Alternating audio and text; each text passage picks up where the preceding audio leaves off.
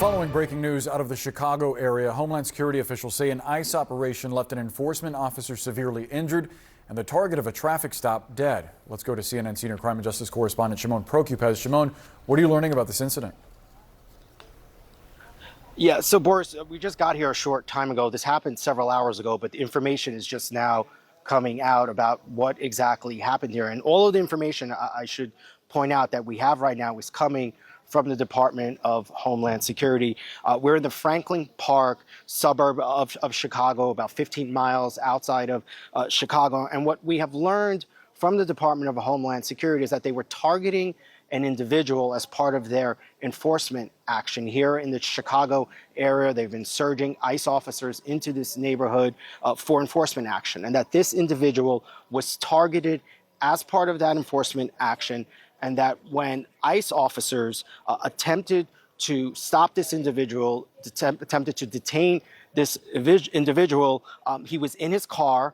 They did a car stop, and what they say is then that the driver dragged one of the officers in essentially an effort to evade the ICE officers. What they tell us is that this was a vehicle stop, that the individual resisted arrest, striking an officer, and then the Department of Homeland Security says that one of the ICE officers was dragged during that time, and that is when this individual was shot by an ICE officer.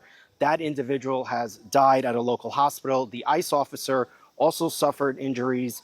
He too is being treated at a local hospital. I just want to get out of the way here, Boris, for a second so I could show you the scene here. Leonel is going to show you here. That gray car you see there, that is the vehicle we believe the man who ICE and the Department of Homeland Security has identified as Silverio Villegas Gonzalez was in when the ICE officers tried to stop him, pull him over, and detain him. And that's when the incident unfolded. It appears that at some point this car, you'll see that there's a truck there, that car crashed into that truck, and then there was an incident that unfolded thereafter. What we don't know right now is much about the deceased. We have his name, and that's about it. The other thing that the Department of Homeland Security tells us is that this individual was being targeted because of their undocumented status, that they were here illegally, and that they have a record, a history of reckless driving. Right now, we have not been able to confirm any of that information independently. This is information that is coming from the Department of Homeland Security.